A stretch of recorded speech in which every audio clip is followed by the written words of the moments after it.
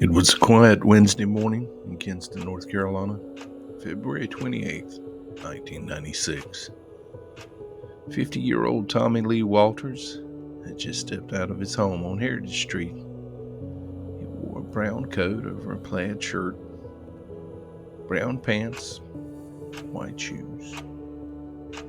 Outside his car, a 1979 Chrysler station wagon, he waited patiently.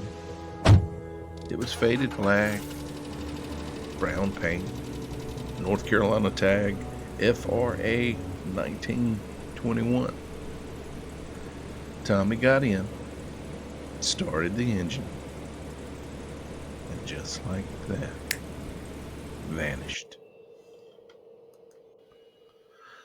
That's the last confirmed sighting of Thomas Lee Walters. His family, they'd said he had been struggling in the days before, quiet, withdrawn, possibly depressed. But no one suspected he'd simply disappear. He left no note, took no luggage, and didn't tell a soul where he was headed. His car, it's never been found. No trace on back roads, nothing on logging trails, nothing by the ponds, the rivers, no hospital registries. It was as if man and machine dissolved into the Carolina night. Tommy wasn't just any man. He walked with a steel rod in one leg, an old injury from years past. Not the kind of person who could wander far on foot. That made his sudden disappearance all the more baffling. To those who knew Mr. Tommy, he wasn't the type to just up and leave without a word. Some believed he might have gone off to clear his mind. Others whispered darker theories about things that might have happened that night behind closed doors or on quiet country roads. What really happened to Tommy Lee Walters after all these years? The questions haven't faded, they've only grown louder. Over the years, the case has gone cold, but it's not forgotten. No dentals, no fingerprints, no DNA on file that we know of. Not even a lead. Just one man and a station wagon that rolled into the unknown. And it's time for answers. If you know anything about the disappearance of Tommy Lee Walters, contact the Kinston Public Safety Department at 252-939-3160 because somewhere out there, the road he took still waits.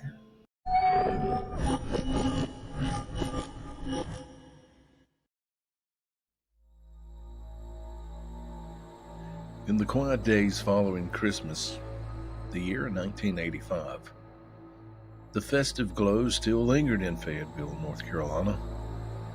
But just 4 miles outside the city, near a peaceful cabin by a lake, a mystery was taking shape, one that would baffle investigators, terrify locals, and stir whispers of something far more sinister. Debbie Wolfe, a 28-year-old nurse, had spent Christmas Day with her family. By all accounts, she was happy, settled, and looking forward to the new year. The next day, she clocked out of her shift at the local VA medical center and was seen driving home. She was never seen alive again. When Debbie failed to show up for her work on December the 27th, it raised an immediate concern. She just wasn't the kind of person to miss a shift, or forget to make a call for that matter. A search began, first by loved ones, and then, reluctantly, by law enforcement. But from the start, things felt very off. At Debbie's isolated cabin, Her 2 German shepherds were found outside, hungry and anxious. Her car had been moved, the driver's seat pushed back too far for someone her size. Inside, beer cans littered the yard, brands she didn't drink, and a uniform lay crumbled on the floor, but not the one she wore the day before. Even her answering machine held a chilling clue.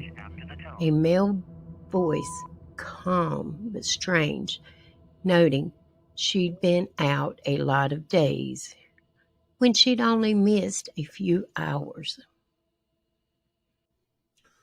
Authorities waited 4 days to conduct a search, but it wasn't until January 1st when a family friend dove into the murky lake near her cabin.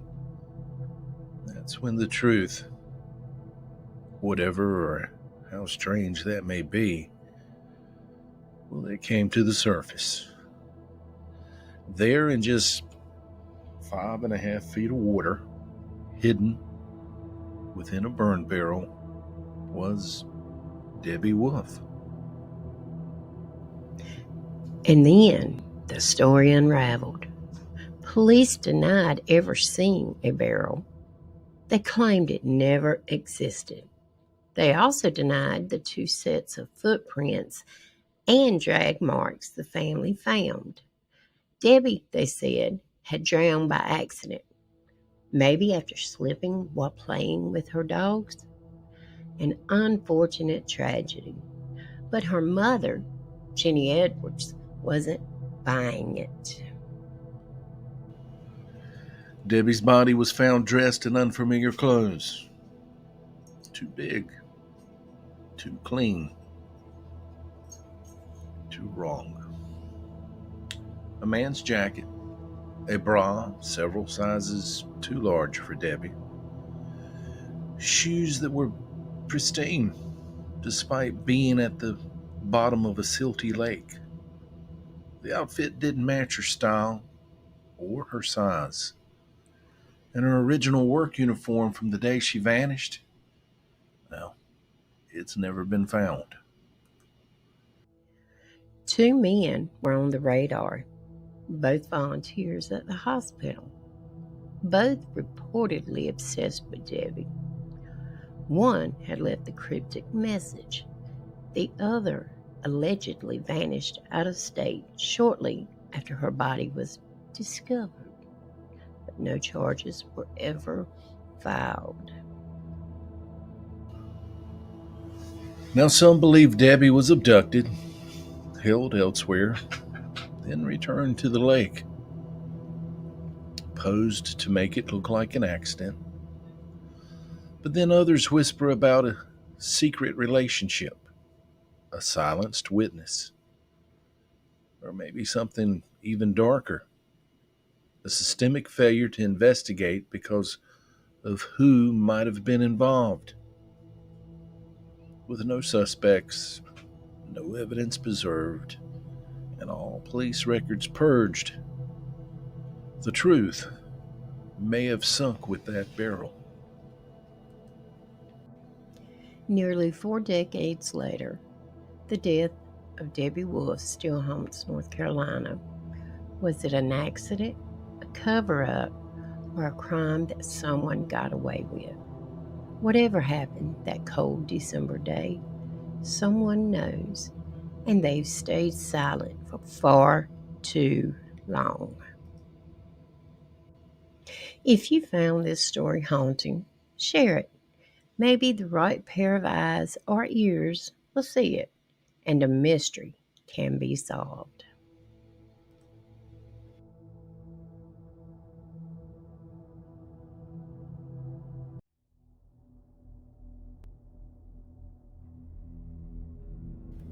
On a cold January evening in 2010, a routine burglary call in Durham, North Carolina, took a sudden and dark turn. Police were searching a wooded area near Chandler and Ross Road for a suspected burglar when they made a chilling discovery, one they definitely were not expecting. Hidden beneath the winter brush was the body of a young woman, her name, Crystal Lynn Jersey Baker. She was just 24 years old. Crystal's death was immediately ruled a homicide. The nature of the scene suggested something much more personal and far more violent than just a random attack. Details from the medical examiner's report, well, they painted a grim picture. Crystal had endured extensive trauma with multiple sharp and blunt force injuries. The brutality spoke volumes, though the motive remains locked in silence. Now, not much is known about the hours leading up to Crystal's death. Some reports that she was last seen at a nearby Budget Inn off Holloway Street, just 2 miles from where she was found. But who was she with? How did she end up in the woods?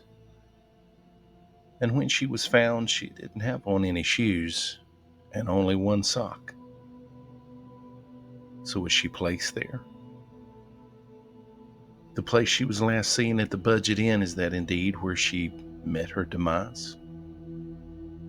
Well, see, all these things, they're still a mystery to this day. Crystal, like many, faced challenges in her life. She'd had some legal trouble, minor charges tied to property and drug-related offenses, and she had been sentenced to probation just weeks before her passing. But to those who knew her, Crystal, she was more than just a case file. She was someone trying to find her way.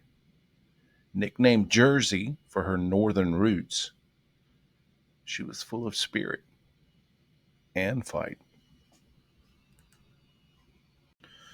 Investigators have never said whether drugs or her past could have played a role in her passing. But one thing is very clear: someone wanted Crystal gone, and they acted with a vicious, cruel intent. There was no indication of a robbery, no known enemies, and in spite of the intense violence, no one has ever been charged. Years have passed. Crystal Lynn Baker, well, her name rarely makes the headlines now, but the case is indeed still open, quietly waiting for someone to come forward, someone to remember, someone to finally talk. If you know anything about what happened to Crystal Baker, please contact the Durham Police Department, 919-560-4118, or you can submit a tip online. Your silence, well, that could be the final lock keeping her story unsolved. If you found this story haunting, share it. Maybe the right pair of eyes or ears will see it, and a mystery can be solved.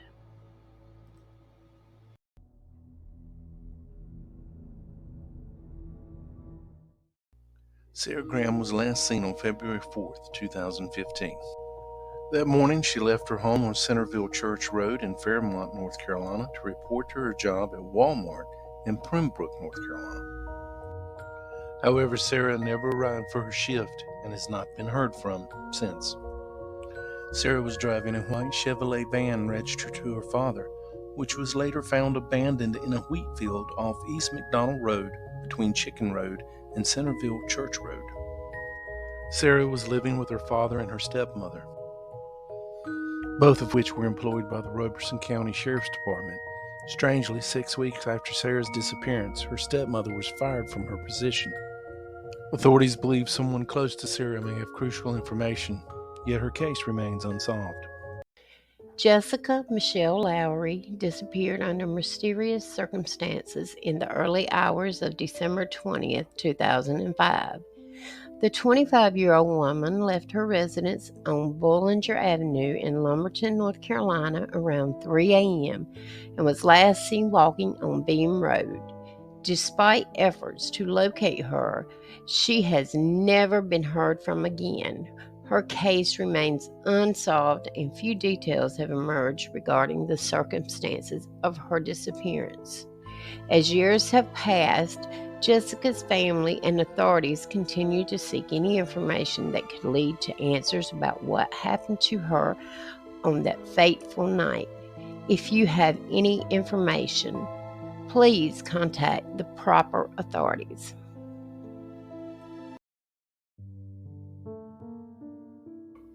William Mark Alley was the director of the Davidson County Museum of Art in North Carolina for 5 years. He resigned from his position on February 2, 2000, after being confronted by co-workers regarding $14,750 that was missing from the museum's bank accounts. Alley was last seen leaving his office at approximately 11 a.m. His wife reported him as a missing person when he failed to pick up their young child from the babysitter's home. He has never been heard from again. Alley left all of his personal belongings at his family's residence on Beck's Church Road in Lexington, North Carolina. His checkbook was found inside the home, and the couple's vehicle was parked in their driveway. He left a note for his wife when he vanished, but its contents have never been released. Authorities issued an arrest warrant for Alley on February 16, 2000, 2 weeks after he disappeared. He was charged with embezzling the missing money from the museum. Investigators are not certain if Alley fled voluntarily or if other forces were involved in his case, but his family believes he met with foul play. His date of birth is May 15, 1966. He would be 57 years old. The age at the time of his disappearance, he was 33 years old. His height and his weight, he was 5'11", 175 pounds. He was wearing a gold wedding band, a thick gold chain necklace, and a gold watch. His clothing is unknown, but he usually wears blue jeans and a brown canvas coat with a leather collar. He was a Caucasian male, red hair, blue hazel eyes. Alley may have a mustache, beard, or a goatee. He goes by his middle name, Mark. He wears contact lenses.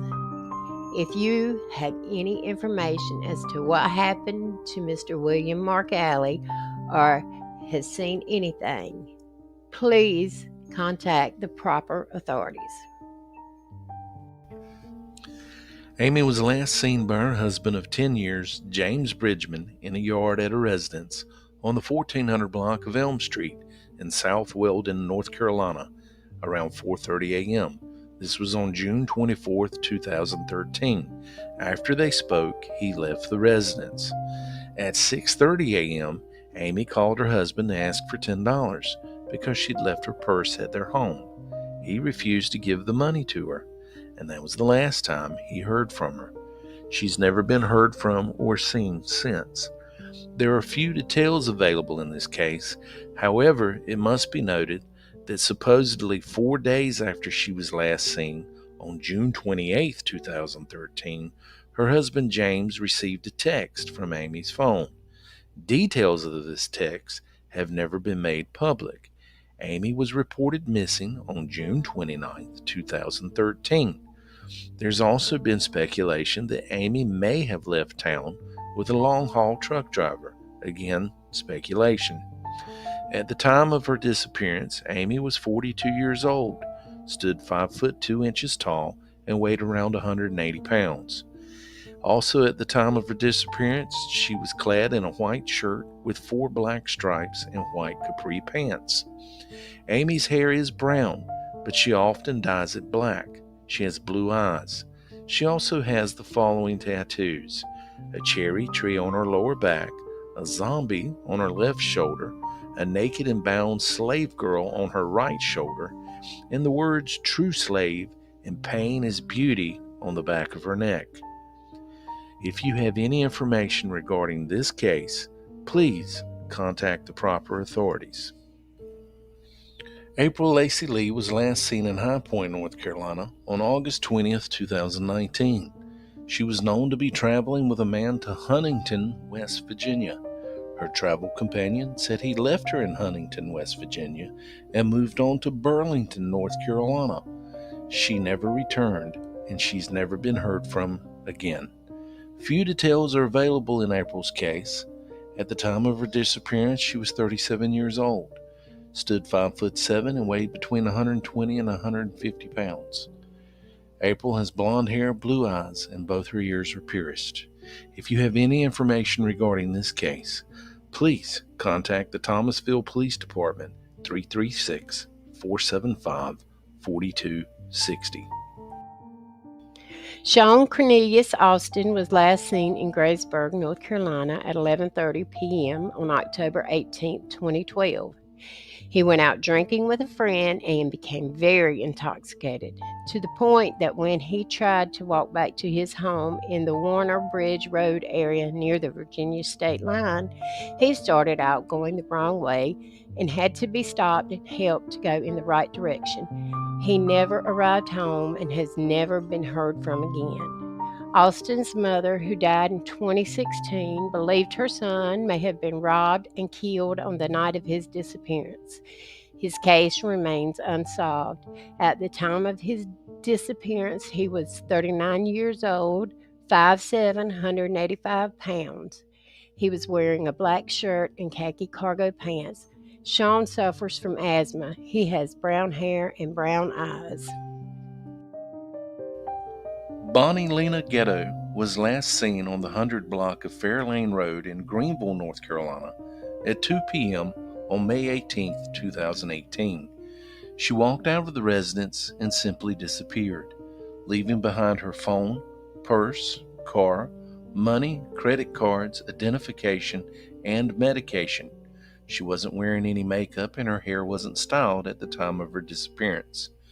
And according to her family, that's very uncharacteristic of her to leave the house that way. Bonnie is originally from Wilmington, North Carolina, and was visiting relatives in Greenville at the time of her disappearance. She also has ties to Rocky Mount and Nash County. The circumstances of her disappearance are unclear. Bonnie at the time of her disappearance was 70 years old, stood approximately 4'11" to 5'1", and weighed around 135 to 155. At the time of her disappearance, she was wearing a blouse, dark blue jeans, and black sandals. Bonnie suffers from a bipolar disorder and needs medication, which she doesn't have with her. Her hair is brown, her eyes are blue. Bonnie's ears are also pierced. She does wear prescription eyeglasses with green and brown frames. If you have any information regarding this case, please contact the proper authorities. Carolyn M. Allen was last seen on the 5000 block of Reagan Drive in Charlotte, North Carolina, sometime in January 2016. She's never been heard from again. She wasn't reported missing until July 2017. Few details are available in her case. At the time of her disappearance, she was 50 years old, stood approximately 5'4" and weighed 145 pounds. She has black hair and brown eyes. If you have any information regarding this case, please contact the Charlotte-Mecklenburg Police Department. Shirley Ann McNair was last seen at her home on Chapel Street Extension in St. Paul's, North Carolina, on March 27, 1994. After receiving a mysterious phone call, Shirley told her mother she'd be right back and left in her blue 1987 Dodge. She never returned. The next day, Shirley's car was found abandoned in the parking lot of the Oak Ridge Club in Lumberton, North Carolina. Family reported Shirley missing on March 31st. Shirley's eyeglasses, purse, and money were still inside the vehicle with no signs of struggle. Serial killer Shawn Patrick Gobble, a truck driver convicted of multiple murders, has been considered a possible suspect, though no charges have been filed against him in Shirley's case. Nearly 3 decades later, Shirley's disappearance remains an unsolved mystery.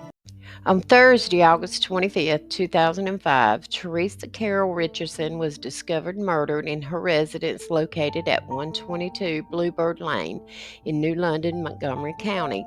She lived alone in the mobile home park.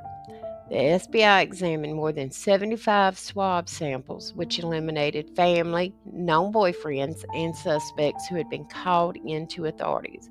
Latent print evidence submitted to the SBI resulted in no possible matches to suspects' prints recovered at the scene. Numerous individuals were interviewed without an arrest, yet Theresa's case remains unsolved. If you have any information about this case, please contact the North Carolina State Bureau of Investigation at 1-800-334-3000. Roger Chambers left his home in Radford, North Carolina on the evening of September 4th, 2010, saying he had an appointment in the nearby Red Springs area. He didn't specify who he was meeting, though it was believed he may have been going to collect a debt. He had briefly spoken with his wife after leaving home, and he ran into a friend at a gas station along Highway 211. But by 9:48 p.m., when his wife tried calling him again, his phone went straight to voicemail. When she awoke at 2 a.m., Roger still hadn't returned. He was known for helping homeless people, and having no history of disappearing, his absence raised an immediate concern.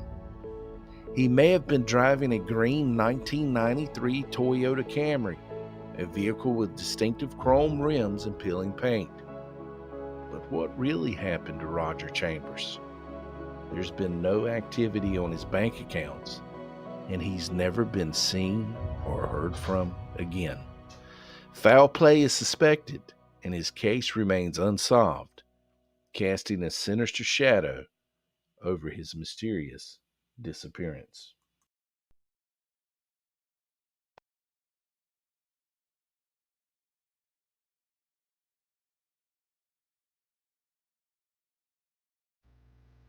On the early morning of Sunday, October 26, 1997, tragedy struck the Snow Hill community of Clinton, North Carolina, when the lifeless body of Deborah Gail Nunnery was discovered on Underwood Road.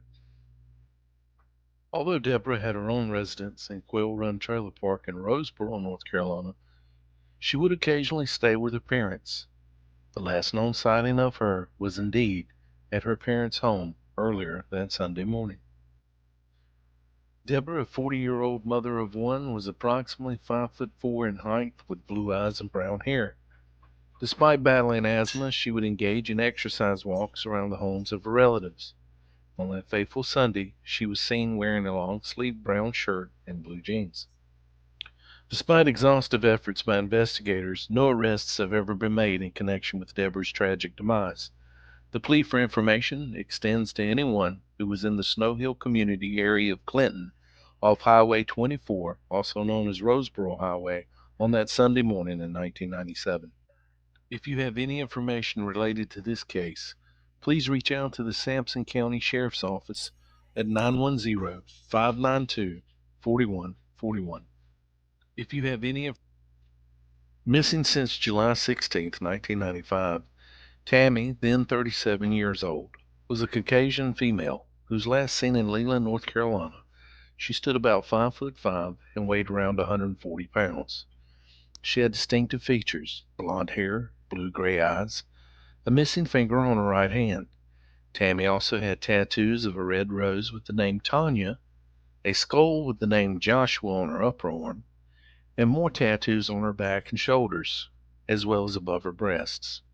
Some agencies may also refer to her as Tammy Oglesby Ferguson. The unsettling details of Tammy's disappearance revolve around her last communication, a call to her mother from a payphone at a gas station on the corner of South Navassa Road and Village Road in Leland, North Carolina. This was the very last time anyone has ever heard from Tammy.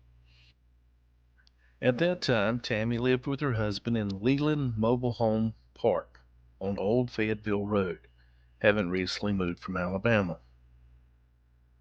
Her husband worked in construction, while Tammy was employed as a maid at the Town and Country Motel in Belleville, North Carolina. During her final call to her mother, Tammy revealed her intentions to return to Alabama just as soon as she received her disability check. Strangely, she abandoned all her personal belongings, including an uncashed check, and left behind her only child. The circumstances surrounding her disappearance remain shrouded in mystery, and her case remains unsolved. On Monday, July 14th, 2008, at approximately 2:30 a.m., Ray Anthony Suggs was in his yard with a female friend when they were approached by two unknown males with handguns who demanded money. Ray Suggs was shot and killed by one of the male suspects. Both suspects fled from the area. The murder of Mr. Suggs occurred at 710 William Street in Kinston, North Carolina. The following is an artist's rendition of a possible suspect in the homicide of Ray Anthony Suggs. If you have any information about this case, please call the Kinston Department of Public Safety at 252-939-3160. Also, if you have any information about any case that's unsolved in North Carolina, please contact the North Carolina State Bureau of Investigation at 1-800-334-3000.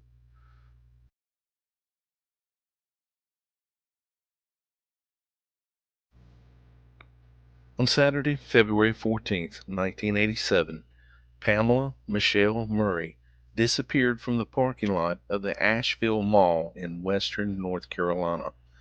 Her body was discovered later that same Valentine's Day on River Road, an isolated section located just past the Ashville Recreational Park. Pam's Oldsmobile Tornado was used to transport her to the River Road area. It appears that she was shot while attempting to flee whoever was attempting to assault her.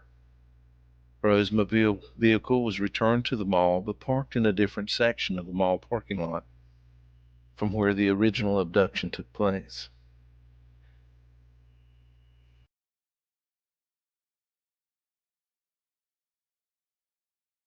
On February 28, 1996, Tommy Walters, a 50-year-old white male from Kinston, North Carolina, vanished without a trace.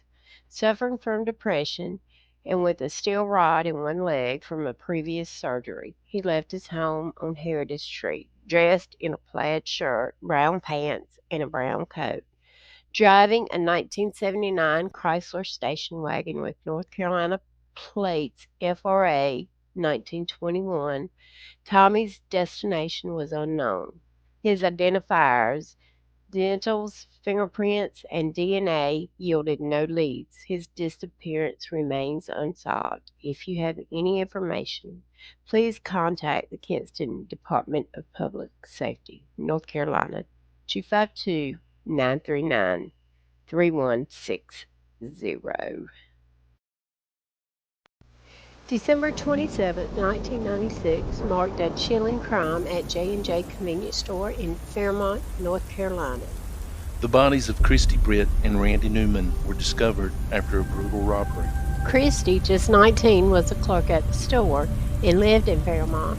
And Randy, 41, from Greensboro, was on his way to the beach, both shot at close range. The store's security tape and $1,000 gone. The suspects, 3 men seen around the time of the murders. possibly linked to Robertson County and Winston-Salem. The getaway vehicle? A small to medium red or burgundy car. Help us uncover the truth. If you have any leads on this cold case, share them with the authorities. Justice waits for Christi